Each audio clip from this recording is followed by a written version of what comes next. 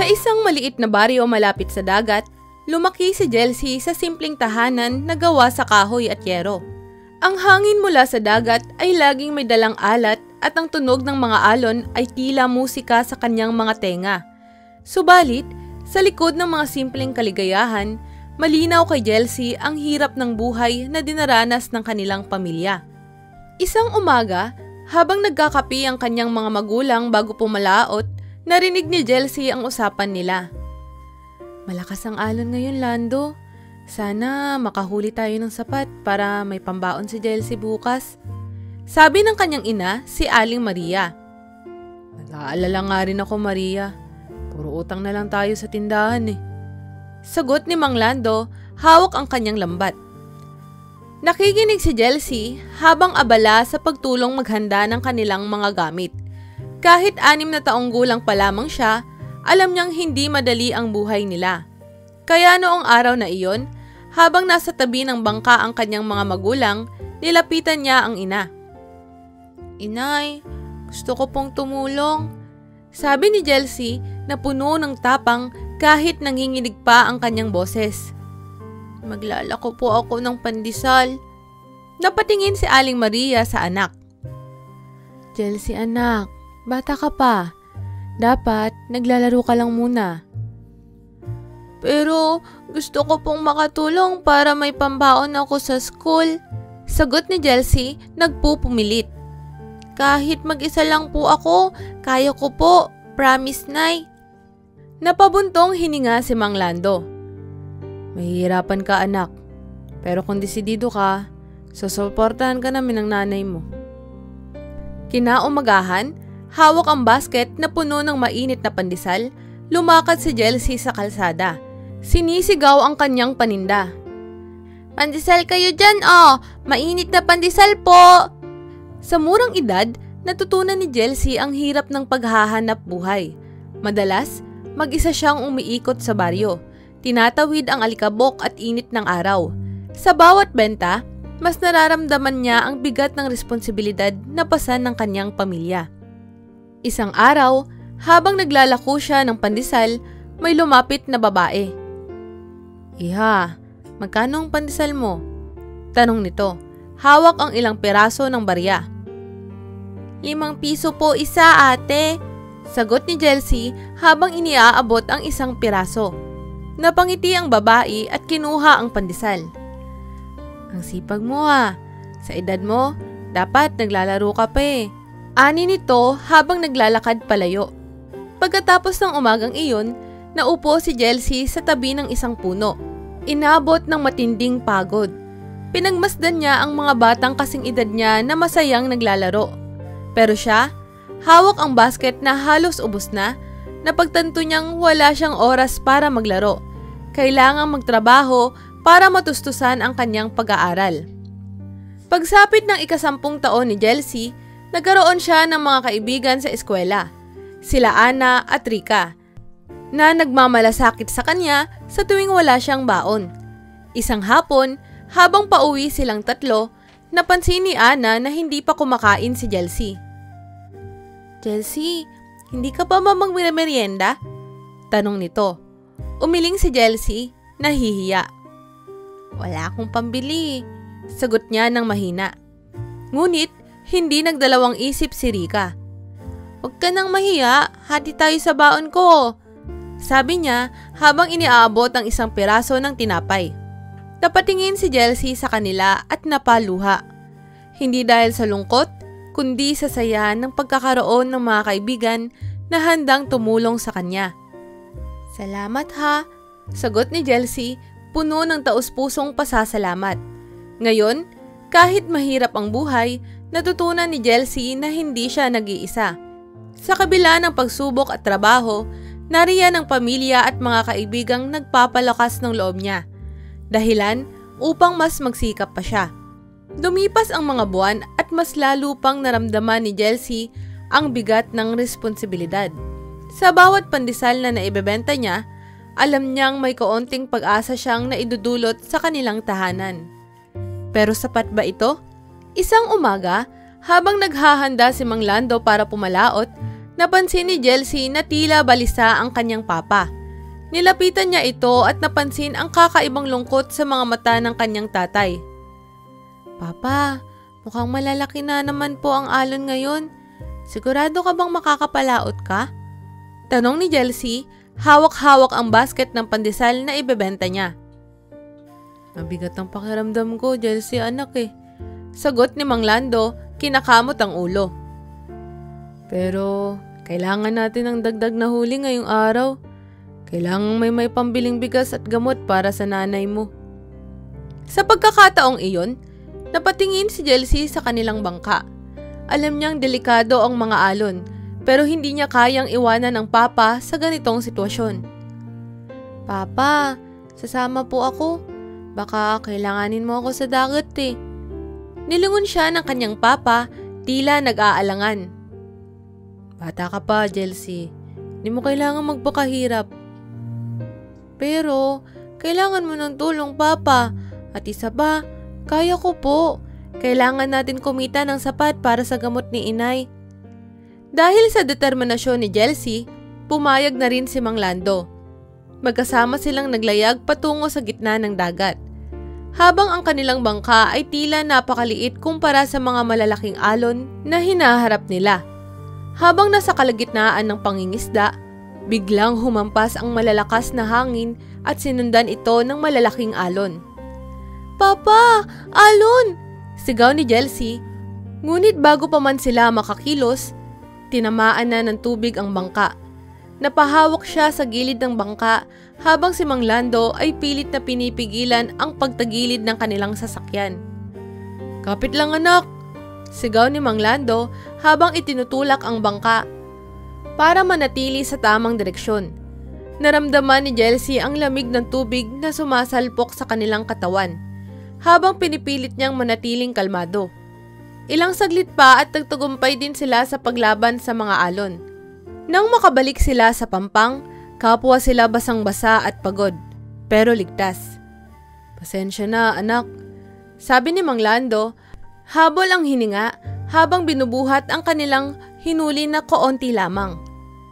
Hindi ko sana gustong madamay ka sa hirap na ito. Ngunit ngumiti lang si Jelsie. Pa, hindi po ako nadamay. Gusto ko pong tumulong. Sa gabing iyon, tahimik na kumakain si Jelsie at ang kanyang pamilya. Isang maliit na mangkok ng kanin at isda lamang ang kanilang ulam. Pero sapat na iyon para sa kanila. Gayunpaman, ramdam ni Jelsie ang bigat sa bawat kagat ng kanyang mga magulang. Napansin niyang tahimik ang kanyang ina at tila hindi masyadong kumakain. Mahal, hindi ka na naman ba kumakain ng maayos? Tanong ni Mang Lando, nakakunot ang noo habang pinagmamasdan si Aling Maria. Naku Lando, huwag mo kong alalahanin. Kunding pagod lang to. Sagot ni Aling Maria habang pilit nang umingiti. Hindi naman mapigil ni Mang Lando ang kanyang sarili. Konting pagod? Ilang araw ka nang ganito, Maria. Kailangan magpatingin ka na sa doktor. Wala naman tayong pambili ng gamot, Lando. Kaya ko to. Huwag ka mag-alala. Malumanay na sagot ni Aling Maria, ngunit halata sa kanyang boses ang pagod at panghihina. Biglang lumakas ang boses ni Mang Lando. Paano mo nasasabing kaya mo? Araw-araw tayong kinakapos sa pagkain. Di ka na nga kumakain para lang matustusan ang mga pangangailangan natin eh. Di na tama to. Nagulat si Jelsie sa tono ng kanyang papa. Hindi siya sanay na makitang ganito ito magalit. Nakayuko lamang siya, pilit iniiwasan ang tingin ng mga magulang. Ngunit hindi na niya kinaya. Tumayo siya mula sa hapag. Anong ginagawa mo anak? Tanong ni Mang Lando na tila naisip na nasaktan ang anak sa kanyang sigaw. Magpapahinga lang po ako, Papa. Mahinang sagot ni Jelsie bago dahan-dahang umakyat sa kanyang kwarto. Habang nakahiga si Jelsie, naririnig niya pa rin ang mga bulungan ng kanyang mga magulang sa ibaba. Nararamdaman niyang ang bawat sigalot, bawat piraso ng pag-alala ay dumudurog din sa kanya. Sa kabila ng lahat, alam niyang kailangan niyang manatiling matatag para sa kanyang pamilya. Ngunit hindi niya maiwasang maramdaman ng pagod. Hindi lang sa katawan, kundi pati na rin sa puso. Sa paglipas ng mga oras, dahan-dahan siyang nakatulog. Pero ang hirap ng buhay na kanilang pinapasan ay hindi kayang takasan kahit sa kanyang mga panaginip. Ilang buwan na ang lumipas simula nang sumama si Jelcy sa ama sa dagat at patuloy pa rin ang kanyang araw-araw na paglalako ng pandesal. Sa kabila ng pagod at hirap, nagpapasalamat si Jelcy sa pagkakaroon ng mga kaibigan na tulad ni Ana at Rika. Sila ang nagbibigay lakas ng loob sa kanya sa eskwela at laging handang tumulong kapag wala siyang baon. Isang araw, pagdating ni Jelcy sa eskwelahan, napansin niyang wala si Ana sa kanilang upuan. Agad siyang nagtanong kay Rika. Rika, nakita mo ba si Ana? Bakit wala siya ngayon? Umiling si Rika. Wala rin siya kahapon eh. Narinig ko sa iba nating kaklase na may sakit daw siya. Hindi ko lang alam kung gaano kalala. Nabahala si Jelcy. Malapit ang loob niya kay Ana at hindi niya matiis na isipin na may sakit ito. Sa buong araw, hindi mawala sa isip ni Jelcy ang kaibigan. Pagkatapos ng klase, kaagad siyang nagpaalam kay Rika. Pupuntahan ko si Ana. Tingnan ko kung maayos ba yung lagay niya. Samahan na kita. Alok ni Rika pero tumanggi si Jelcy. Kaya ko na, Rika. Bukas na lang tayo magkita ulit ha. Pagdating ni Jelcy sa bahay ni Ana, tinanggap siya ng ina nito. Jelcy, mabutit dumaan ka. Mahina ang katawan ng anak ko eh. Sabi ng ina ni Ana habang inaakay siya papunta sa kwarto ng kaibigan. Pagbukas ng pinto, nakita ni Jelcy si Ana na nakahiga sa kama, maputla ang mukha at tila wala ng lakas. Hindi siya sanay na makitang ganoon ang masiglang kaibigan. Ana, kamusta ka? Tanong ni Jelcy, pilit nang umingiti upang itago ang pag-aalala. Nagbukas si Ana ng mga mata at mahina itong ngumiti. Jelcy, salamat sa pagpunta ha. Nilalagnat ako simula pa kahapon eh. Bakit hindi ka pa nagpapatingin sa doktor? Tanong ni Jelcy. Hindi niya maiwasang mag-alala dahil alam niyang hindi simpleng lagnat ang kinakaharap ng kaibigan. Wala kaming pambili ng gamot eh. Mahina at malungkot na sagot ni Ana. Napatigil si Jelcy sa narinig. Alam niya kung gaano kahirap ang buhay ng pamilya ni Ana. Pero hindi niya inakalang wala silang sapat na pera para sa gamot. Napabuntong hininga si Jelcy at mahinang sinabi na, Teka lang Ana, babalik ako. Lumabas si Jelcy ng bahay at mabilis na nagpunta sa pinakamalapit na tindahan. Ibinenta niya ang natitirang pandesal sa kanyang basket at binili ang ilang piraso ng paracetamol na kaya ng kanyang pera. Nang bumalik siya sa bahay ni Ana, iniabot niya ang gamot sa ina nito. Tita, ito po, para kay Ana.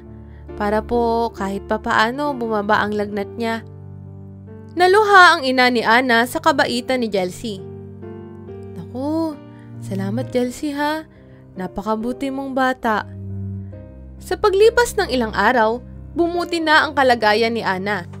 At nakabalik na ito sa eskwela. Niyakap siya ni Jelcy nang magkita sila sa klase. Ana, salamat at gumaling ka na. Salamat din sa'yo, Jelcy. Kung hindi dahil sa'yo, hindi ako agad gagaling. Sagot ni Ana habang nakangiti. At sa kabila ng lahat ng hirap, lalong tumibay ang pagkakaibigan nila. Alam ni Jelcy na sa bawat pagsubok, laging nariyan ang mga kaibigan upang magdamayan. Isang hapon, habang nag-uusap sina Jelcy, Ana at Rika, napansin nilang nakapaskil sa pisara ang anunsyo tungkol sa isang proyekto.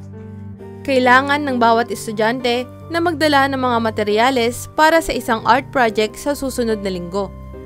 Agad na nabasa ni Jelcy ang listahan ng mga kailangan. Watercolor, brush, illustration board, at iba pang gamit. Nang makita niya ito, ay napalunok siya. Ang dami namang kailangan, bulong niya sa sarili. Napansin ni Ana ang pagkabalisa ng kaibigan. Jelcy, kaya mo ba kumuha ng mga gamit? Tahimik lang si Jelcy, pilit nang umingiti. Siguro, magtitipid na lang ako para makabili. Sagot niya kahit na alam niyang hindi ito ganoon kadali. Sa araw-araw niyang paglalako, halos lahat ng kita ay diretso sa pagkain at ibang pangangailangan ng pamilya. Ang pambili ng art materials, wala sa listahan. Sa mga sumunod na araw, pilit na nag-ipon si Jelsie ng kaunting kita mula sa pagbebenta ng pandesal. Sinubukan niyang bawasan ang kanyang baon, umaasa na baka sa huling araw ay sapat na ang perang naipon para sa mga materyales. Dumating ang huling araw ng pagbili ng mga gamit. Nakaupo si Jelsie sa ilalim ng puno sa gilid ng eskwela. Tinitingnan ang hawak niyang pera. Hindi pa rin sapat, bulong niya.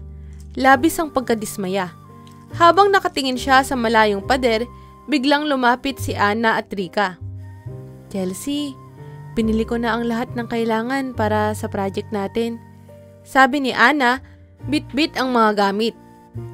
Huwag kang mag-alala, hati na tayo dito. Napatitig si Jelsie sa kanilang dalawa.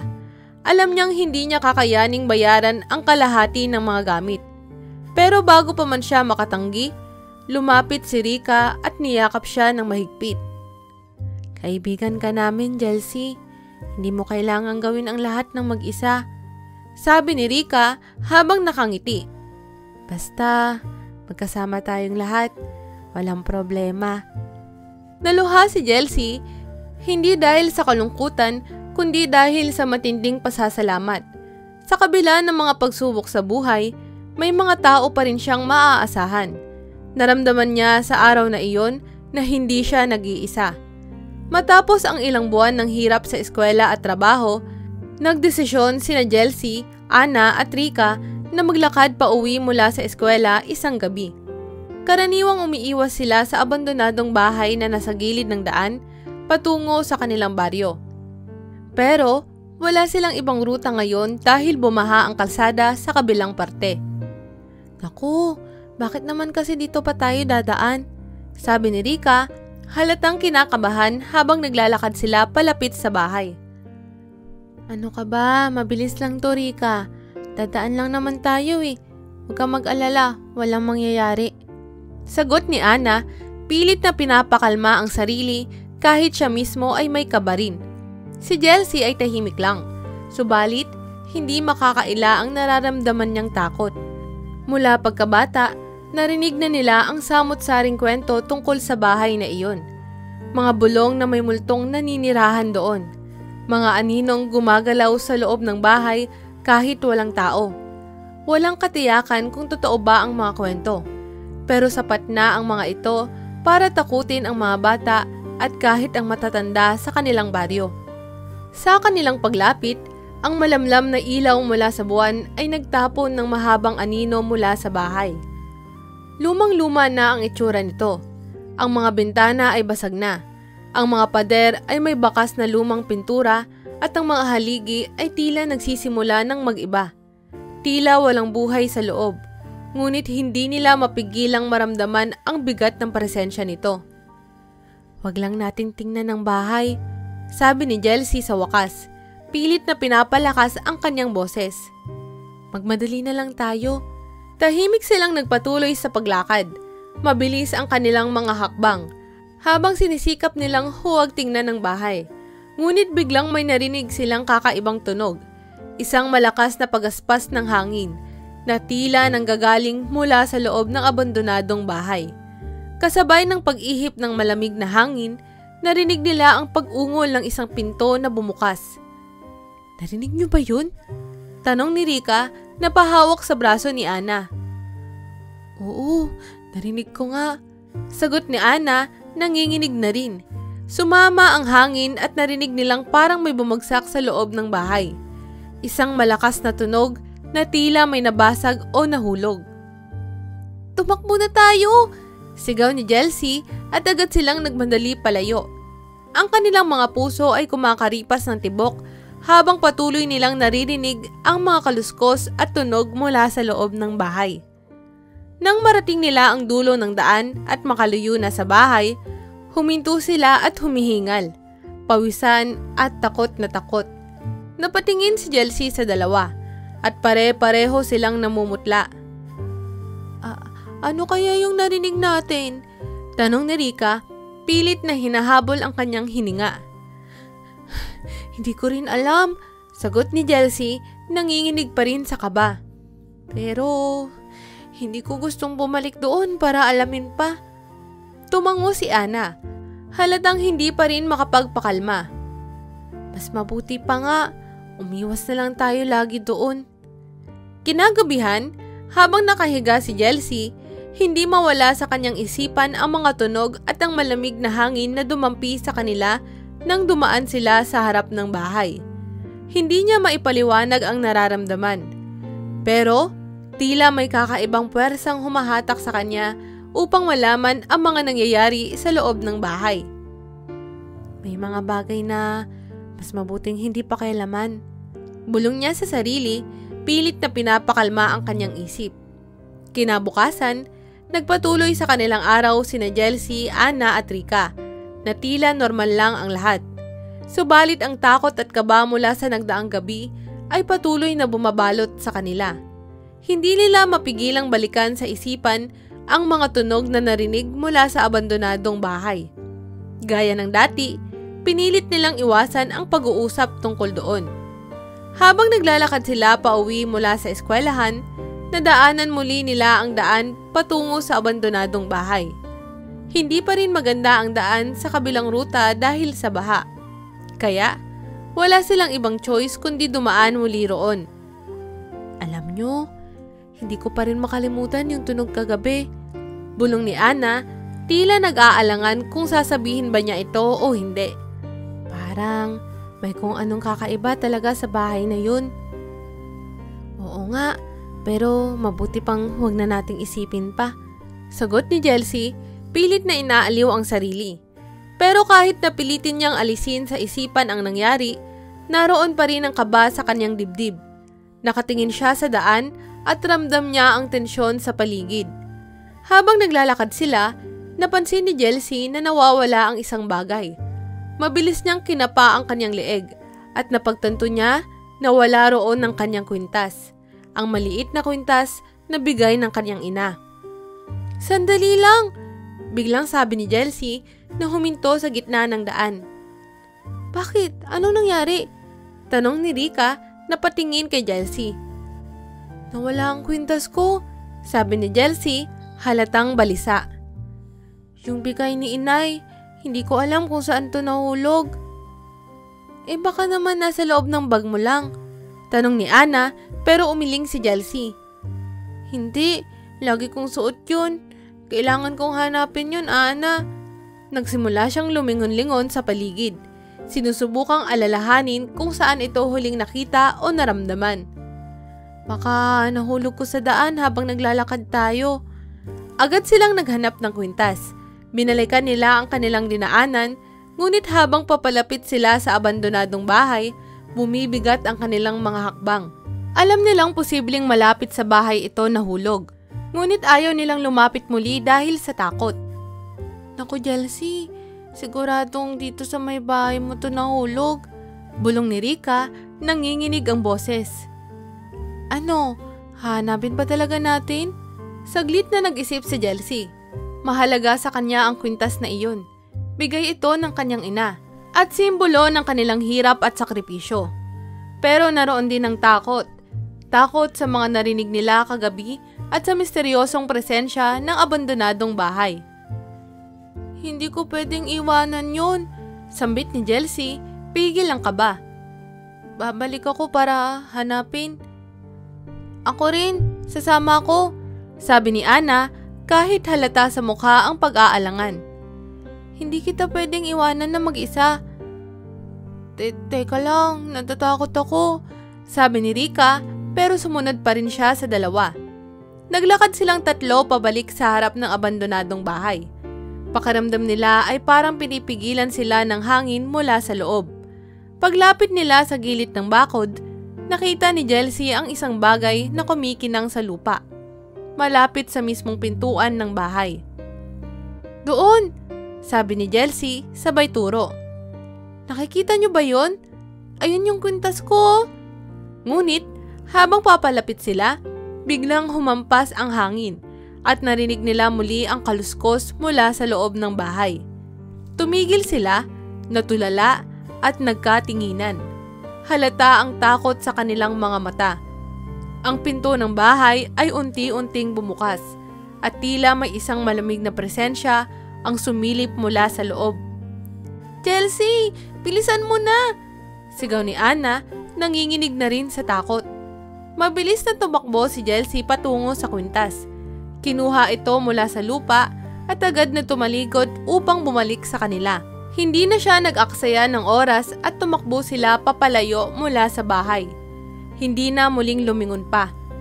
Nang makarating sila sa ligtas na lugar, hingal na hingal ang tatlo. Hawak pa rin ni Chelsea ang kanyang kwintas.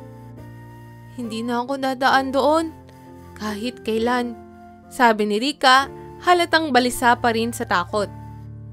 "Kahit ako, hindi na rin," sang-ayon ni Ana, sabay buntong hininga. Tumingin si Chelsea sa hawak niyang kwintas. Mahalaga ito sa kanya, pero ang takot na nararamdaman nila malapit sa bahay ay hindi na mawawala sa kanyang isipan. Ang abandonadong bahay na iyon, sa kabila ng katahimikan at kalumaan, ay tila may tinatago pang mga lihim. Mga lihim na hindi nila gustong malaman.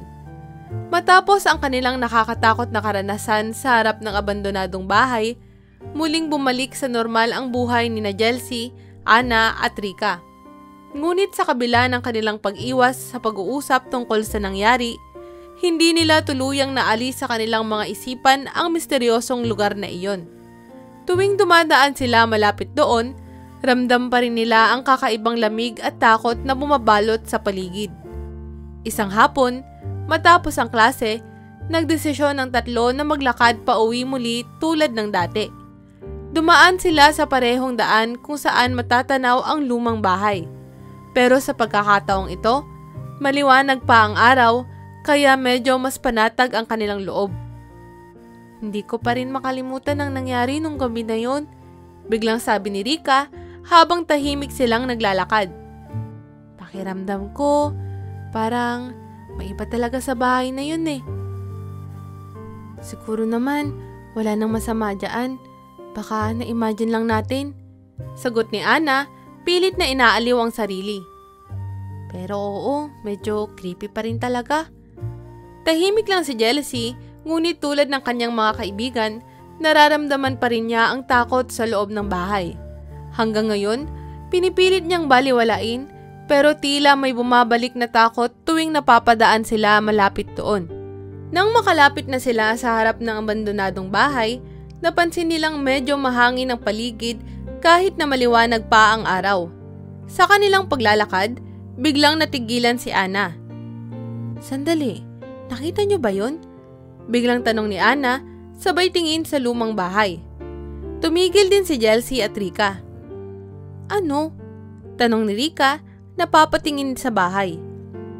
"Parang may nakita akong nakasilip mula sa bintana," sabi ni Ana, halos pabulong.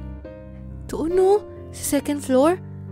Napatigil si Chelsea at kahit hindi niya gustong tumingin, napatingin din siya sa bintana ng bahay.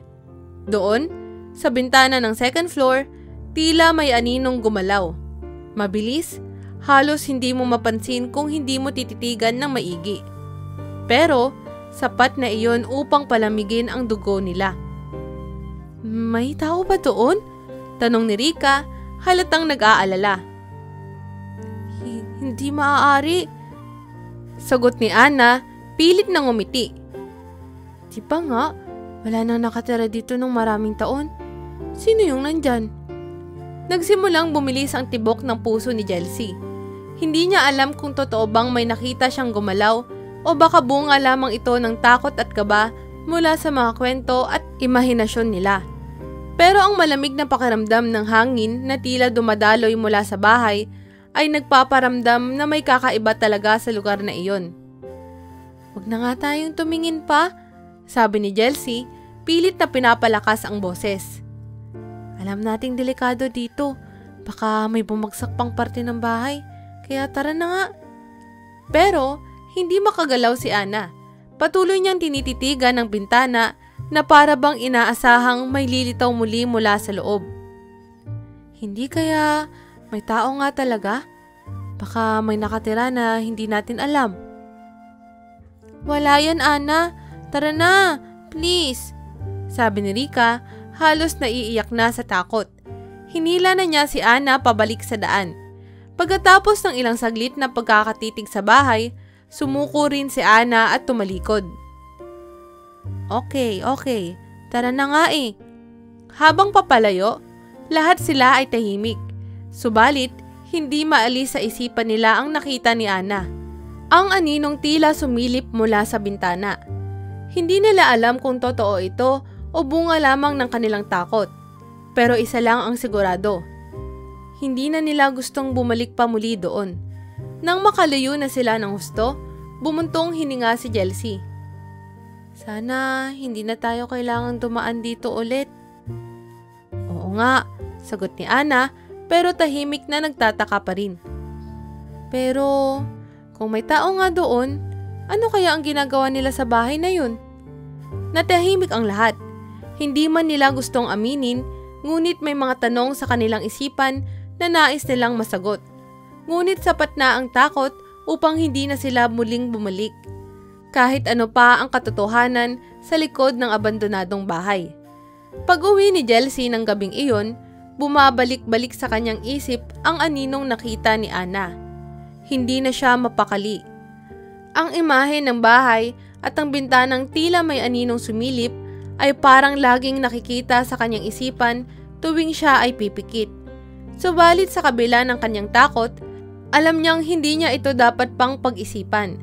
Mas mabuting kalimutan na lang ang lahat ng iyon, isang desisyon na sa kabila ng lahat ay mas madali kaysa sa akala niya. Lumipas ang mga araw, ngunit ang misteryoso na abandonadong bahay ay patuloy na bumabalot sa isipan ni na Jelsie, Ana at Rika. Sa kabila ng kanilang takot, hindi nila maiwasang balikan ang kanilang mga karanasan doon. Lalo na ang aninong nakita ni Ana na sumilip mula sa bintana. Isang gabi, napagdesisyonan nilang maglakad muli pa uwi mula sa eskwelahan. Hindi nila inaasahan na mapupunta na naman sila sa kalsadang malapit sa bahay dahil sa muling pagbaha sa ibang daan. Maliwanag ang buwan noong gabing iyon, ngunit ang liwanag ay tila mas nagpapatingkad pa sa madilim at makakatindig balahibong itsura ng abandonadong bahay. Grabe! Bakit tuwing may baha, dito pa tayo napapadpad? Reklamo ni Rika, halatang kinakabahan habang naglalakad. Basta't, mabilis tayong maglakad, wala tayong dapat ipag-alala. Sabi ni Ana, pilit na nilalakas ang loob. Kahit nararamdaman niya rin ang bigat ng presensya ng bahay sa kanilang daanan. Tahimik lang si Jelsie habang lumalapit sila sa bahay. Sa bawat hakbang nila, tila lalong bumibigat ang hangin at ang lamig ng gabing iyon ay parang dumidikit sa kanilang balat. Alam nilang wala silang dapat katakutan, ngunit hindi mapigil ang kanilang mga puso ang kaba. Habang palapit na sila sa mismong harapan ng bahay, biglang napahinto si Rika. Narinig niyo ba yun? Bulong niya, ang kanyang boses ay puno ng takot. Anong narinig? Tanong ni Ana, napapalingon din sa paligid. Muli nilang narinig ang tunog. Isang kakaibang ingay, parang may yapak na nagmumula sa loob ng bahay. Tila may mabigat na paa ang naglalakad sa lumang sahig. At sa bawat hakbang ay naririnig ang tunog ng mga kahoy na umaalog. May tao sa loob! Bulong ni Ana, agad na napahawak sa braso ni Jelsie. Tumigil sila sa paglalakad, nakikiramdam sa malimig na hangin. Tila ang bawat galaw ng kanilang mga katawan ay minamasdan ng isang bagay o isang tao mula sa loob ng bahay. Ang tunog ng yapak ay dahan-dahang tumigil, ngunit sapat na iyon para palakihin ang takot sa kanilang mga puso. Wala tayong oras para malaman kung ano yun. Tara na, umalis na tayo, sabi ni Jelsie, hinihila ang dalawa para magpatuloy sa paglalakad. Pero bago pa sila tuluyang makalayo, biglang lumakas ang kaluskos mula sa loob ng bahay. Tila may isang mabigat na bagay ang nahulog sa sahig. nagbigay ng malakas na tunog na nagpakulog ng dibdib nila. "Ano yun?" sigaw ni Rika, ngayon ay halos umiiyak na sa takot. "Tumakbo na tayo!" sigaw ni Ana, hinila ang dalawa at sabay-sabay silang nagmamadaling lumayo mula sa bahay. Tumakbo sila ng mabilis, ang kanilang mga yapak ay halos hindi marinig dahil sa bilis ng kanilang pagtakbo. Sa bawat segundo, tila naririnig nila ang tunog ng mga yapak mula sa likuran nila. Pero hindi sila lumilingon. Nang makarating sila sa dulo ng kalsada, huminto sila at habol hiningang nagtinginan. "Hindi ko alam kung anong nangyari ron," sabi ni Ana, halatang balisa pa rin. May tao talaga sa loob ng bahay na yun," bulong ni Rika, nanginginig. Pwede bang multo yun?" Hindi agad nakasagot si Jelsie. Hindi niya alam kung ano ang narinig nila, pero alam niyang hindi iyon basta-bastang tunog lamang. Ang bigat ng kanyang dibdib ay parang humihila sa kanya pabalik sa bahay. Ngunit mas matindi ang takot niya para maglakas loob na bumalik. "Hindi natin alam kung anong nasa loob ng bahay na yun," sabi ni Jelsie sa wakas. "Pero isa lang ang sigurado, hindi tayo dapat bumalik doon. Sobra na ang nangyari sa atin."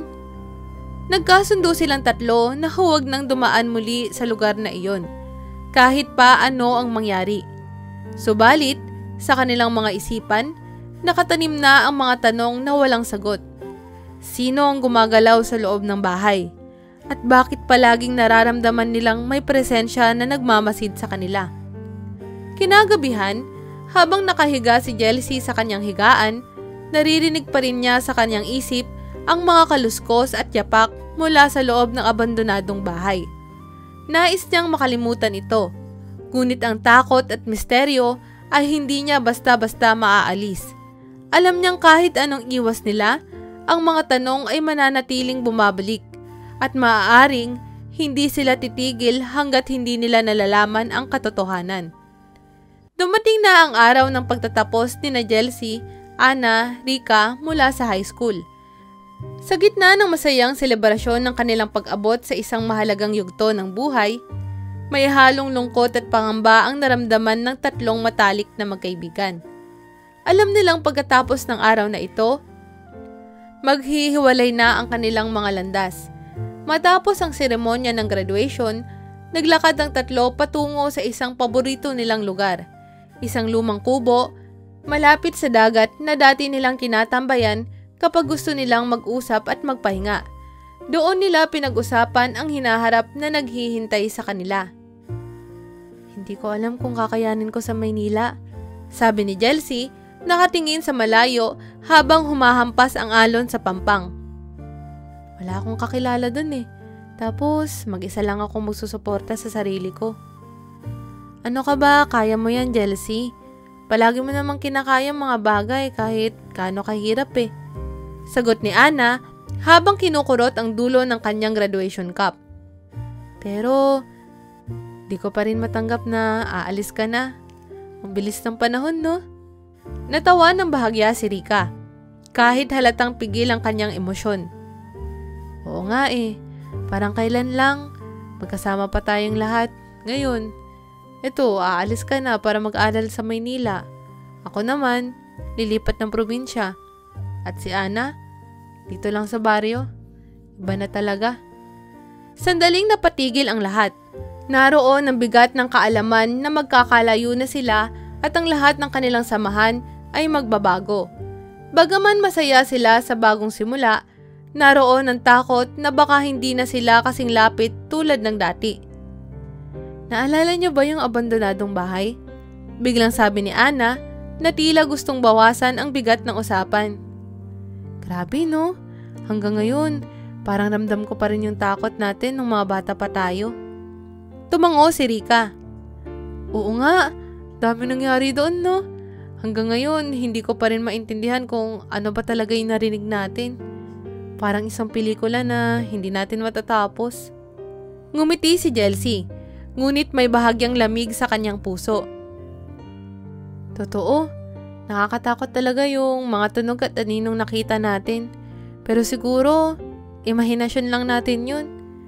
Alam mo na, mga bata pa tayo nun. Maraming bagay sa buhay na hindi natin laging nauunawaan. Tama si Chelsea, sabi ni Ana. Minsan, hindi lahat ng bagay kailangan nating alamin. Mas mabuti nang iwan na lang natin yung mga takot na yun. Sa sandaling iyon, naging malinaw kay Chelsea na tulad ng abandonadong bahay, may mga parte ng kanilang kabataan na mas mabuting iwan na lang bilang alaala. Ang kanilang mga takot, mga tanong na walang sagot, lahat iyon ay bahagi ng mga karanasan na nagtulak sa kanila upang lumakas at harapin ang mas matitinding pagsubok sa hinaharap. Magiging iba na ang buhay natin, sabi ni Rika, huminga ng malalim. Pero kahit anong mangyari, alam kong hindi mabubura yung mga alaala natin. Siyempre naman, sagot ni Ana na pangiti. Magkaibigan tayo habang buhay, no? Kahit saan man tayo dalhin ng tadhana. Napatango si Chelsea, pilit na pinipigil ang luha. Alam niyang mahirap ang magiging desisyon niya na mag-aral sa Maynila at suportahan ang sarili. Pero ang pangako ng kanilang pagkakaibigan ay nagbigay sa kanya ng lakas. Ang mga alaalang nabuo nila sa loob ng maraming taon, kasama na ang mga takot at pagsubok, ay dadalhin niya kahit saan siya mapunta. Basta, magtulungan tayo kahit magkakalayo ha, sabi ni Chelsea habang hinahawakan ang kamay ng kanyang mga kaibigan. Tatawagan ko kayo palagi. Ilang araw bago ang nakaschedule na pag-alis ni Chelsea papuntang Maynila, naging mas tahimik ang kanilang tahanan. Ramdam ni Chelsea ang bigat ng bawat sandali. Alam niyang malapit na ang araw na iiwan niya ang kanyang pamilya upang sundan ang kanyang pangarap na mag-aral sa lungsod.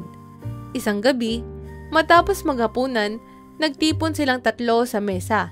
Si Mang Lando, Aling Maria, at si Chelsea.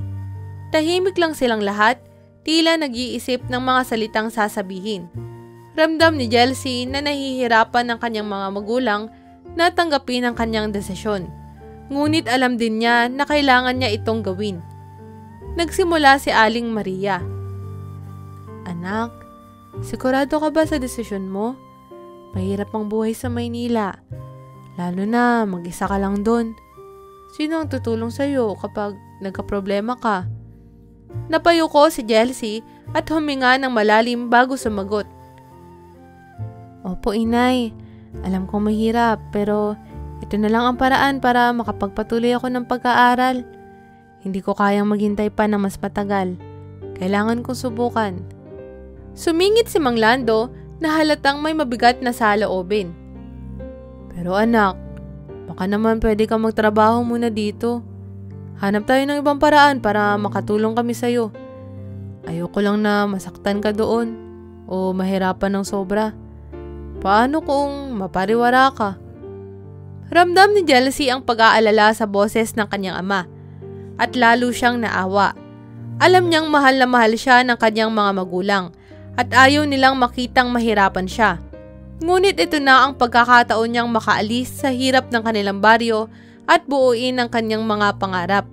Tay, naiintindihan ko po na mahirap to para sa inyo. Sagot ni Chelsea, tinitingnan ng kanyang ama ng diretso sa mga mata. Pero kailangan ko pong subukan. Kung hindi ko susubukan ngayon, baka mawalan na ako ng pagkakataon. Magtatrabaho po ako habang nag-aaral. Gagawin ko po ang lahat para hindi ako sumuko. Tumulo ang mga luha ni Aling Maria, ngunit pilit niyang pinipigilan ng mga ito. Mahirap para sa isang ina na pakawalan ng anak niya, lalo na kung alam mong mag-isa siyang makikipagsapalaran sa malaking syudad.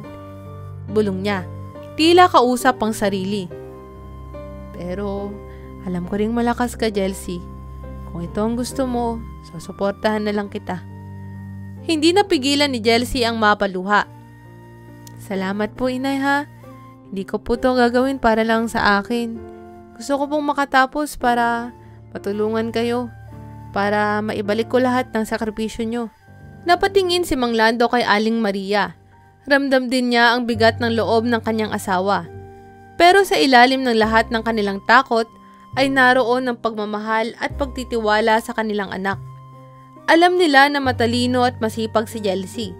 At kung may isang bagay na sigurado sila, ito ay ang kakayahan ng kanilang anak na magtagumpay kahit sa pinakamahirap na sitwasyon. Sige anak, sagot ni Mang Lando kahit halata ang bigat ng loob. Pero tandaan mo ha, hindi ibig sabihin na kapag naghirap ka, kailangan mong tiisin lahat. Kapag hindi mo na kaya, bumalik ka rito. Nandito lang kami. Hindi ka namin pababayaan. Salamat, Tay. Sagot ni Chelsea, pilit na pinipigilan ang kanyang mga luha. Pero gagawin ko po ang lahat para magtagumpay. Hindi ko po kayo bibiguin. Kinagabihan, matapos ang kanilang usapan, nagkulong si Chelsea sa kanyang maliit na kwarto. Ang simpleng ilaw na mula sa bumbilya ay nagbibigay liwanag sa kanyang mga gamit. Ilang damit, mga libro, at ang bag na dadalhin niya sa Maynila. Habang nakaupo siya sa kama, iniisip niya ang lahat ng sinabi ng kanyang mga magulang. Hindi madali ang desisyong iwanan para sa sarili niya. Ngunit, buo na ang loob niyang ituloy ito. Lahat ng ito, para sa inyo, Nay, Tay. Bulong ni Chelsea sa sarili. Gagawin ko ang lahat para hindi ko kayo mabigo. Habang tinititigan niya ang kanyang mga gamit, ramdam niya ang bigat ng bawat responsibilidad na kanyang dadalhin. Mula sa araw na ito, magiging sarili niyang lakas ang kanyang sandigan. Wala nang magbabantay sa kanya, wala nang mag-aalaga.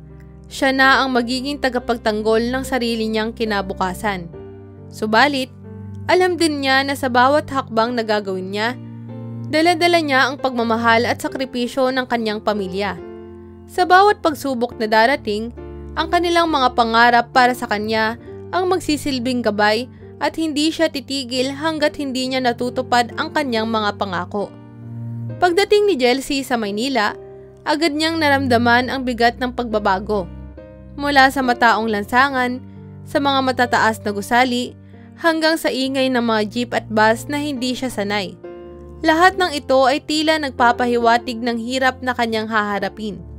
Iba ang buhay dito, malayo sa payapang baryo kung saan siya lumaki.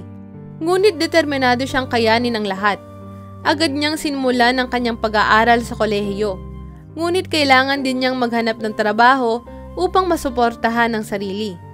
Ilang linggo matapos magsimula ang klase, nakakuha siya ng part-time job bilang isang crew sa isang fast food chain. Nagiging abala ang kanyang mga araw, pumapasok siya sa eskwela tuwing umaga at sa gabi ay nagtatrabaho hanggang hating gabi. Isang araw, habang nasa eskwela si Chelsea, nalaman niyang malapit na ang pagsusulit sa kaligitnaan ng semestre. Handa siyang pag-aralan ang lahat ng kanyang mga leksyon. Ngunit isang problema ang biglang sumulpot. Kulang na ang kanyang pera. Hindi pa niya nababayaran ang buong matrikula at ngayon ay kinakailangan niyang magbayad ng karagdagang bayarin bago siya payagang kumuha ng exam. Habang kausap niya ang cashier ng paaralan, pinipigil ni Chelsea ang kanyang luha. Hindi po pwedeng bigyan ako ng extension? Magbabayad po ako, promise. Kailangan ko lang po ng konting oras. Naku, hindi pwede iha. Sagot ng babae sa likod ng bintana. Kailangan mong bayaran bago ka makakuha ng pagsusulit. Pasensya ka na ha, pero ganun kasi yung patakaran eh. Lumabas si Chelsea ng opisina na puno ng pangamba. Wala na siyang sapat na oras para mag-ipon ng pera mula sa kanyang trabaho. Iniisip niya kung paano siya makakakuha ng dagdag na kita. Ngunit tila imposible na sa pagkakataong ito. Kung hindi siya makakapasa sa pagsusulit, mawawala ang kanyang oportunidad na makapagpatuloy sa kolehiyo. Kinagabihan, umuwi si Chelsea sa kanyang maliit na kwarto sa boarding house. Nakatulala siya sa kisame, iniisip kung paano niya haharapin ang sunod-sunod na problema. Nakayuko siya habang inaalala ang kanyang mga magulang at ang simpleng buhay sa baryo. Bakit ba ang hirap ng lahat? Bunong niya sa sarili habang napapaluha. Miss na miss niya na ang kanyang pamilya at mga kaibigan, lalo na sina Ana at Rika. Pakiramdam niya ay napakalayo nila at hindi niya alam kung paano makakayanan ang lungkot at bigat ng buhay sa Maynila. Hindi niya inaasahan na ganito kahirap. Walang oras para makapagpahinga, laging kulang ang pera, at ngayon ay nanganganib pa siyang mawalan ng pagkakataon sa pag-aaral. Sinubukan niyang tawagan ang kanyang ina, ngunit alam niyang hindi ito magagawang tulungan siya sa pinansyal na aspeto. Kailangan kong kayanin to, sabi ni Jelsie, nagpupunas ng mga luha. Kailangan kong ituloy ito para sa kanila. Sa mga sumunod na araw, halos sumuko na si Jelsie sa kanyang sitwasyon. Ngunit isang araw, habang nakaupo siya sa library ng eskwela at nag-iisip ng paraan para makahanap ng pera, may lumapit na kaklase sa kanya, si Arlene, na minsan niyang natulungan sa mga assignment. "Jelsie, parang ang tahimik mo ah," sabi ni Arlene habang umupo sa tapat niya. "May problema ba?" Napabuntong hininga si Jelsie. Hindi siya sanay na humingi ng tulong, lalo na sa mga kaklase. Pero masyado na siyang nahihirapan. "Kulang kasi ang pera ko para makabayad ng matrikula. Hindi ko alam kung paano ako makakapag-exam." Biglang nagningning ang mga mata ni Arlene. "Alam mo ba, may bagong scholarship program sa school para sa mga tulad mo. Yung mga nangangailangan ng tulong. Kailangan mo lang magsulat ng letter at mag-apply. Baka sakaling maaprubahan ka." Napatingin si Jelsie kay Arlene na parang binigyan siya ng bagong pag-asa. "Talaga? Paano ko malalaman kung qualified ako?" "Madali lang. Mag-submit ka ng mga requirements tapos maghintay ng confirmation. Nag-aalok din sila ng financial assistance. Hindi to karinderya pero worth a try," paliwanag ni Arlene. Napangiti si Jelsie. "Salamat Arlene. Hindi ko inaasahan na may ganitong opportunity pala. You're always helping us. Ngayon, oras na para kami naman yung tumulong sa'yo," sagot ni Arlene habang ngumingiti. Agad na nag-apply si Jelsie para sa scholarship. Ibinuhas niya ang lahat ng kanyang oras at lakas para makumpleto ang mga kinakailangang papeles. Ilang araw ang lumipas, nakatanggap siya ng balita na siya ay naaprubahan. Sa wakas, makakapag-exam na siya at hindi na siya mawawalan ng pagkakataon para ipagpatuloy ang kanyang pangarap. Dumating ang araw ng pagsusulit at bagamat pagod si Jelsie sa pagbalanse ng trabaho at pag-aaral, nagtagumpay siyang makakuha ng sapat na marka para ipagpatuloy ang kanyang kurso. Sa bawat pagsubok, natututunan niyang hindi dapat sumuko at palaging may paraan para magpatuloy. Bagaman malayo sa kanyang pamilya at mga kaibigan, dala niya ang kanilang pagmamahal at ang kanyang mga pangarap para sa kinabukasan. Alam niyang mahaba pa ang kanyang lalakbayin, ngunit sa bawat hakbang, mas tumitibay ang kanyang loob. Sa kabila ng mga paghihirap at mga gabi ng pagluha, nakatayo pa rin siya, handang harapin ang bawat hamon na darating. Pagkatapos ng maraming taon ng pagsusumikap sa Maynila, nakatapos na si Jelsie sa kanyang pag-aaral at matagumpay na nakabalik sa probinsya. Sa kanyang pagbabalik, ramdam niya ang init ng kanyang bayan, ang mga pamilyar na amoy ng dagat, ang tunog ng mga bangka ng mangingisda, at ang mga tanawin na nagpalaki sa kanya. Ngunit higit sa lahat, sabik siyang muling makita ang kanyang mga matalik na kaibigan, sina Ana at Rika. Isang gabi, nagkasundo silang magkita sa dati nilang tambayan, ang lumang kubo malapit sa dalampasigan. Sa sandaling magkita sila, naramdaman ni Jelsie ang kasabikan, ngunit napansin din niya ang mga pagbabago. Si Ana, na dati ay masiyahin at palaging puno ng sigla, ay tahimik at tila nagbago. Samantalang si Rika, na laging may mga kwento, ay tila nag-aalangang magsalita. "Ang tagal ko kayong hindi nakita," sabi ni Jelsie habang yumakap sa dalawa. "Ang daming nangyari. Kamusta na kayo?" Napangiti si Rika pero hindi tulad ng dati ang kanyang ngiti. May bigat at lungkot na nakatago. "Okay naman, pero medyo iba na rin ang buhay. Di na tulad ng dati." Tumingin si Jelsie kay Ana na nakayuko at hindi pa rin nagsasalita. "Ana, kamusta ka na?" tanong niya, puno ng pag-aalala. Saglit na tumingala si Ana at kumiti, ngunit halata ang lungkot sa kanyang mga mata. Maraming nangyari, Chelsea. Hindi tulad ng mga inaasahan ko. Ang hirap ng buhay dito. Hindi ako nakatapos ng pag-aaral. Kailangan kong tumulong sa pamilya. Kaya ganito, hindi na ako tulad ng dati. Naramdaman ni Chelsea ang kirot sa kanyang puso. Hindi niya inaasahan na ganito ang magiging sitwasyon ng kanyang mga kaibigan. Ana, Rika, alam kong hindi madali ang buhay. Pero nandito na ako ngayon. Kung may kailangan kayo, tutulungan ko kayo sa abot ng makakaya ko. Nagpalitan sila ng mga kwento tungkol sa mga pagbabago sa kanilang buhay. Ngunit kahit anong pilit na lang ibalik ang dating sigla ng kanilang pagkakaibigan, naroon ang agwat. Ang mga karanasang bumago sa kanila ay parang dingding na hindi nila matatawid ng ganoon kadali. Matapos ang ilang sandali ng katahimikan, napansin ni Rika ang malayong tingin ni Chelsea sa abandonadong bahay na dati na nilang iniiwasan. Inihinga niya ang malalim na tanong na napatigil sa kanilang usapan. Naalala mo pa ba yung abandonadong bahay? Tanong ni Rika, bahagyang nangingiti pero halata ang kaba. Dati, lagi tayong natatakot dyan. Napatango si Chelsea, sabay sagot. Oo, hanggang ngayon.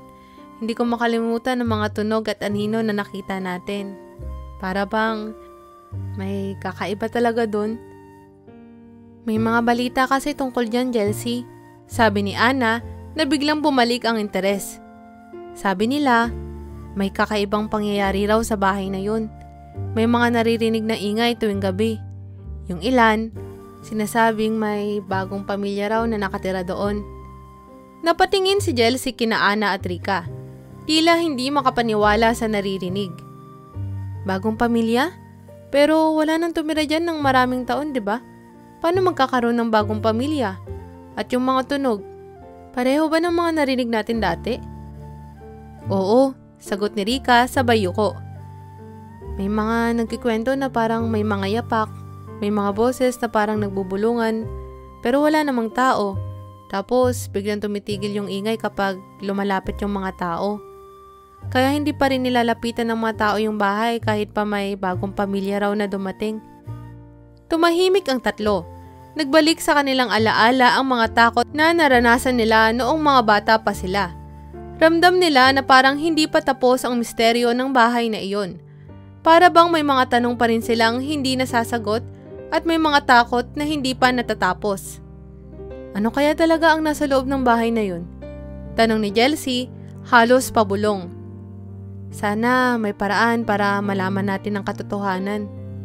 Tahimik lang sina Ana at Rika, pero alam nilang lahat, kahit gaano katagal na silang hindi bumalik sa abandonadong bahay, ang misteryo nito ay hindi na nawala sa kanilang isipan. Sa muling pagbabalik ni Chelsea sa probinsya, tila nabuhay muli ang mga katanungan at takot na matagal na nilang iniwasan. Isang gabi, nagkatuwaan sila na puntahan at pasukin ang abandonadong bahay. Nakatayo sina Chelsea, Ana at Rika sa harap ng luma at abandonadong bahay. Ang madilim na kalangitan at ang mahinang ihip ng hangin ay nagdagdag ng mabigat sa kanilang nararamdaman. Mula sa labas, ang bahay ay tila mas malaki at mas nakakakilabot kaysa sa kanilang mga alaala. Sigurado ba tayo dito? Tanong ni Rika, halata ang kaba sa kanyang boses. Hindi pa huli para umatras. Ano ka ba? Ito na ang tamang oras. Sabi ni Chelsea, pilit na pinapakalma ang sarili. Matagal na nating iniwasan ang lugar na to. Ngayon, kailangan na nating malaman kung ano talaga yung totoo. Hindi tayo pwedeng mamatay sa tanong. Tahimik si Ana pero ang mga mata niya ay nagsasalita ng parehong takot at pagdadalawang isip. Ngunit, wala nang atrasan. Naglakad sila papalapit sa pintuan ng bahay.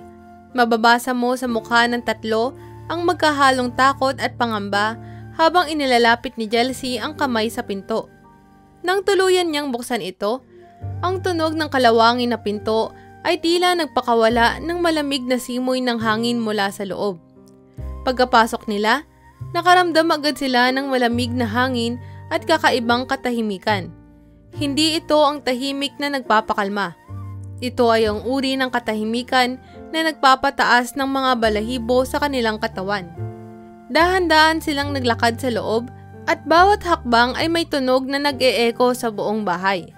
Sa gitna ng kanilang pag-ikot, biglang narinig ni Chelsea ang mahinang iyak ng isang sanggol. Agad silang napatingin sa isa't isa. Nagtataka kung tama ba ang narinig nila. "Ano yun?" tanong ni Ana. Nanghihina ang boses. "Parang iyak ng sanggol?" sabi ni Rika na ngayon ay tila natataranta na. Napatigil si Chelsea. Alam niyang hindi ito maaaring imahinasyon lang. Agad siyang naglakad patungo sa direksyon ng ingay. Sinundan ang dalawang kaibigan. Pagkatapos nilang buksan ang pinto, bumugat sa kanila ang isang batang lalaki, marungis at payat, na nakaupo sa isang sulok. Sa kanyang mga kamay, yakap-yakap niya ang isang sanggol na umiiyak. Natulala sila. Hindi nila inaasahan ang ganitong eksena sa loob ng isang bahay na matagal na nilang iniiwasan. "Diyos ko," bulong ni Ana, hindi makapaniwala sa kanyang nakikita. Agad na lumapit si Chelsea sa bata. "Anong pangalan mo?" tanong niya sa batang lalaki, maingat at puno ng malasakit. "Arvin po," sagot ng bata, ang boses niya ay nanginginig. Hawak pa rin niya ng mahigpit ang sanggol na tila iniingatang hindi mawala sa kanyang bisig. "Sino ang sanggol na yan? Bakit kayo nandito?" tanong ni Rika na ngayon napalapit na rin, ngunit halatang nag-aalangan pa rin. "Siya po ang kapatid ko," sagot ni Arvin habang sinusubukang patahanin ang umiiyak na sanggol. "Dito na kami tumira ng ilang taon. Wala kaming ibang mapupuntahan. Namatay si nanay kahapon. Iniwan na niya kami." Napatitig si Chelsea. Hindi makapaniwala sa narinig. Isang bata, mag-isa sa loob ng isang napakakalunos-lunos na bahay, ngayon ay iniiwan ng kanyang ina at may responsibilidad na alagaan ng kanyang kapatid na wala pang magagawa. "Namatay ang nanay mo?" tanong ni Ana, halos hindi makapagsalita. "Bakit hindi ka humingi ng tulong?" "Hindi ko alam kung paano po. Wala akong alam kung paano humingi ng tulong," sagot ni Arvin. Ang kanyang mga mata ay puno ng takot at kawalan ng pag-asa. "Iniwan na kami at ako na lang ang mag-aalaga sa kapatid ko." Nang umupo na ang tatlo sa tabi ni Arvin, nagsimulang magkwento ang bata tungkol sa kanilang buhay. Ayon kay Arvin, noong unay masaya silang mag-anak. Ngunit dahil sa hirap ng buhay at kawalan ng trabaho, napalitan ng kanilang ina na tumakas mula sa kanilang probinsya at lumipat sa abandonadong bahay upang subukang makaligtas. "Wala nang natira sa amin," sabi ni Arvin, pilit na pinapatahan ang kanyang kapatid. "Tapos, nagkasakit si nanay. Ilang araw siyang hindi makatayo. Hindi ko alam ang gagawin ko. Hinintay ko lang hanggang isang araw. Hindi na siya gumising." Habang pinapakinggan ni Chelsea ang kwento ni Arvin, ramdam niya ang bigat ng sitwasyon. Puno ng dalamhati at hirap ng bata. Ngunit walang magawa upang isalba ang kanilang pamilya. Tila siya na ngayon ang nakakatandang tao sa kanilang tahanan, kahit pa isa lamang siyang bata. "Hindi mo kailangan mag-isa, Arvin," sabi ni Chelsea habang hawak ang kanyang balikat. "Tutulungan ka namin. Di kita pababayaan." Tumingin si Arvin kay Chelsea, at sa unang pagkakataon ay nakita nila ang bahagyang liwanag sa kanyang mga mata. Isang pag-asa na hindi niya nakita ng ilang taon habang nagtatago sa loob ng abandonadong bahay. "Nakakatakot dito sa bahay na to," sabi ni Arvin, umiiyak habang nagsasalita. "Pero wala kaming mapuntahan eh. Akala ko kasi kaya ko pero hindi ko kinaya. Hindi ko pala kaya." Muling niyakap ni Chelsea si Arvin. Kasama sina Ana at Rika, alam nilang malaki ang kailangang gawin upang tulungan ng batang ito. Ngunit determinado silang simulan ang pagtulong sa kanya at sa kanyang kapatid. Sa kabila ng takot at misteryo na bumabalot sa bahay, nakakita sila ng isang dahilan upang harapin ang kanilang mga takot. At iyon ay ang pagtulong sa isang batang nangangailangan ng pagmamahal at kalinga. Matapos malaman ni Chelsea, Anna at Rika ang kwento ni Arvin at makita ang kanyang hirap, agad nilang itinakbo ang balita sa mga opisyal ng barangay. Hindi nagtagal, nagsagawa sila ng aksyon upang maialis ang bangkay ng ina ni Arvin mula sa abandonadong bahay at mabigyan ito ng marangal na libing. Buong araw, abala ang komunidad sa paghahanda para sa seremonya. Maraming tao ang dumating, kasama na ang ilang matanda sa baryo na may karanasan sa ganitong mga sitwasyon. Habang inihahanda ang kabaong sa gitna ng maliit na kapilya, tahimik na nakaupo si Arvin. Yakap ang kanyang kapatid na sanggol. Halata ang pagod at lungkot sa kanyang mukha. Pero sa kanyang mga mata, may bahid na pag-asa. Isang pakiramdam na hindi niya naramdaman ng maraming taon. Katabi niya si Chelsea. Hawak ang kanyang kamay upang iparamdam na hindi siya nag-iisa. Hindi mo na kailangan mag-alala, Arvin. Bulong ni Chelsea habang nakatingin sa kabaong. Nasa mabuting lugar na ang nanay mo at nandito kami para tulungan ka. Tumango lang si Arvin, hindi makapagsalita. Ngunit ang mahigpit na paghawak niya kay Chelsea ay nagsasabing nagpapasalamat siya. Ang pagkawala ng kanyang ina ay isang sugat na hindi madaling gagaling.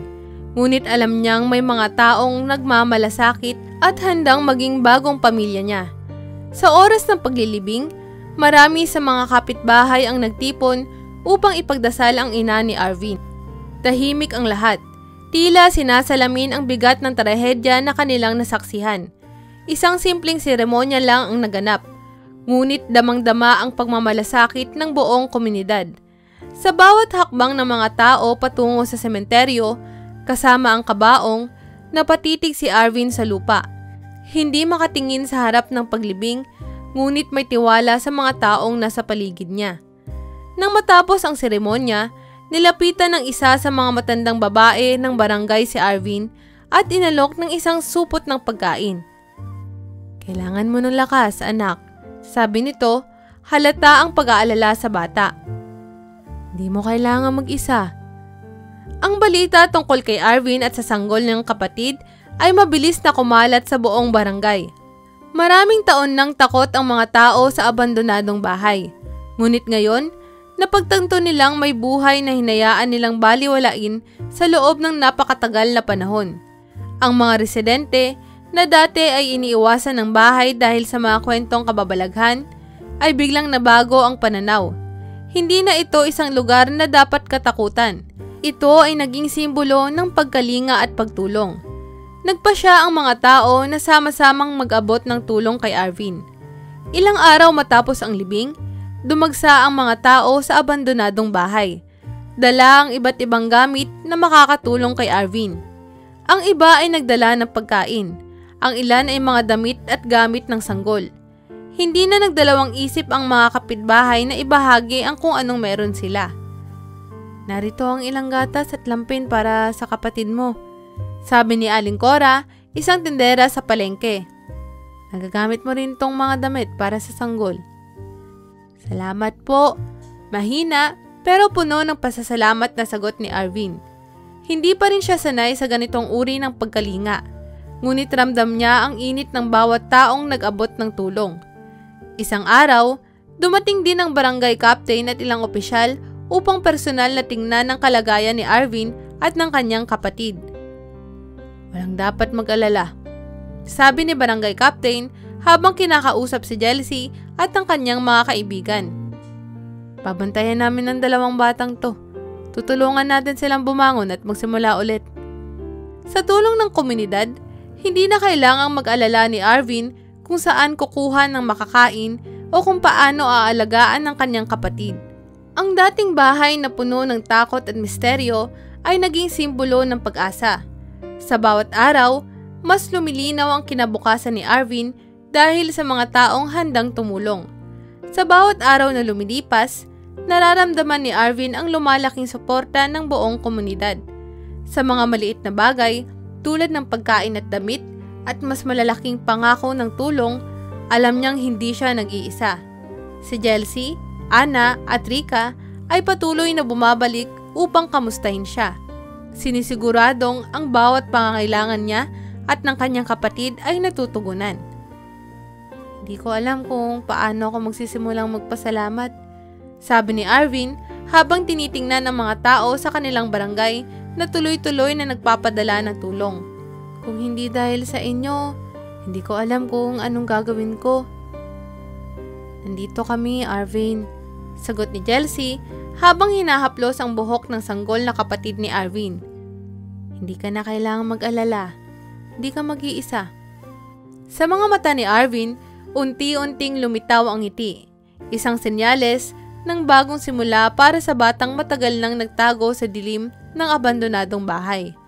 Ngayon, may liwanag na tumatangalaw sa kanyang kinabukasan. Matapos ang ilang linggo ng walang sawang tulong mula sa komunidad, mas naging maayos ang kalagayan ni Arvin at ng kanyang kapatid. Sa tulong ni Chelsea, Anna at Rika, at ng suporta ng mga opisyal ng barangay, nahanap nila si Arvin ng isang bagong tirahan, malapit sa mga kakilala ng mga magulang ni Chelsea. Ang lumang bahay na dati ay puno ng takot at misteryo ay iniwan na nila. Isang umaga, habang nakaupo sa harap ng bagong tahanan si Arvin, nilalaro niya ang kapatid niyang masiglang tumatawa. Hindi na ang dating takot na bata ang nakikita ni Chelsea at mga kaibigan kapag tumutulong sila sa pag-aalaga. Nagiging masaya na si Arvin. Nagkakaroon ng kapayapaan sa kabila ng mga pinagdaanan niya. Parang ibang tao ka na ngayon, Arvin, sabi ni Anna habang tinutulungan si Arvin sa pag-aayos ng mga gamit nila. Ngumiti si Arvin, tiningnan ng kanyang kapatid na tumatawa sa kanyang kandungan. Dahil po yun sa inyo, Ate Chelsea, Ate Anna, Ate Rika. Di na ako natatakot. May pamilya na ulit ako. Totoo yan, sagot ni Chelsea. Hindi lang kami, Arvin. Ang buong barangay ay nandito para sa'yo. May bagong simula ka na ngayon. Ngunit hindi magtatagal at si Chelsea ay kailangang magpaalam upang tuparin ang kanyang sariling mga pangarap. Muli siyang babalik sa Maynila upang ipagpatuloy ang kanyang karera. Alam niyang nagawa na niya ang kanyang bahagi sa pagtulong kay Arvin at sa kanyang kapatid. Ngunit napakalungkot pa rin ang ideya ng pag-alis. Isang araw, dinalaw ni Chelsea sina Arvin sa kanilang bagong bahay. Alam niyang ito na ang huling pagkakataon na makikita niya ang mga ito ng personal bago siya bumalik sa lungsod. Arvin, sabi ni Chelsea habang yakap si Arvin. Aalis na ako sa Maynila. Kailangan kong ipagpatuloy ang trabaho ko doon. Napatitig si Arvin kay Chelsea. Kita sa mga mata niya ang lungkot. Aalis ka na po ulit, ate? Tumango si Chelsea. Oo pero hindi ibig sabihin na iiwan kita. Lagi lang akong nandito. Kahit malayo ako, tatawagan kita. Bibisitahin kita kapag nakauwi ako. Niyakap ni Arvin si Chelsea ng mahigpit. Ate, salamat sa lahat ng ginawa mo ha. Di ko po alam kung paano ako mabubuhay kung wala kayo ni Ate Anna at Ate Rika. Kayo na ang naging pamilya ko. Napaluha si Chelsea, ngunit pilit niyang ipinakita ang tapang. Hindi ka nag-iisa, Arvin. Nandito kami lagi. Patuloy kang maging matatag ha. Para sa sarili mo at sa kapatid mo. Pangako mo yan sa akin. Opo, ate. Pangako po. Sagot ni Arvin. Habang si Chelsea ay papalayo, natanaw niya si Arvin na karga ang kanyang kapatid. Nakatingin sa kanya. Alam niya na sa kabila ng lungkot, nagawa na niyang tulungan si Arvin na makahanap ng bagong simula. Hindi na siya kailangang mag-alala pa. Bago tuluyang umalis sina Chelsea, Anna at Rika, napagpasyahan nilang dumaan muli sa abandonadong bahay. Bagaman iniwan na nila ito, may mga tanong na patuloy pa ring bumabalik sa kanilang isipan. Mga tanong na walang sagot. Sa huling pagkakataon, tumayo sila sa labas ng bahay at tumitig sa malalaking pinto at bintanang tila binabalot pa rin ng mga anino. Alam nyo, kahit natulungan na natin si Arvin, parang hindi pa rin nawawala ang misteryo ng bahay na to. Sabi ni Rika habang natingin sa mga basag na bintana. Bakit kaya ganun? Tanong ni Ana. Ang daming kakaibang nangyari dito noon. Hanggang ngayon, hindi ko pa rin maintindihan. Nakatitig si Jelsie sa bahay. Tahimik, ngunit puno ng mga iniisip. Siguro, hindi na natin kailangang alamin ng lahat. May mga bagay na mas mabuting hayaan na lang. Ang mahalaga, nahanap na ni Arvin ang kaligayahan. Tumango sina Ana at Rika. Bagamat may mga tanong na bumabagabag sa kanila, alam nilang natapos na ang isa sa pinakamabigat na yugto sa kanilang buhay. At sa kabila ng mga alaala at takot at pagkalito, nalaman nila na may mas malalim na kahulugan sa kanilang karanasan, ang pagtulong at pagkakaisa ng isang komunidad. Habang papalayo sila, narinig nilang muli ang kaluskos mula sa loob ng bahay. Sandali silang napahinto at nagkatinginan. Ngunit sa pagkakataong ito, hindi na nila pinansin. Tumalikod sila at nagpatuloy sa kanilang landas. Iniwan ang mga misteryo ng nakaraan habang hinaharap ang mas maliwanag na kinabukasan.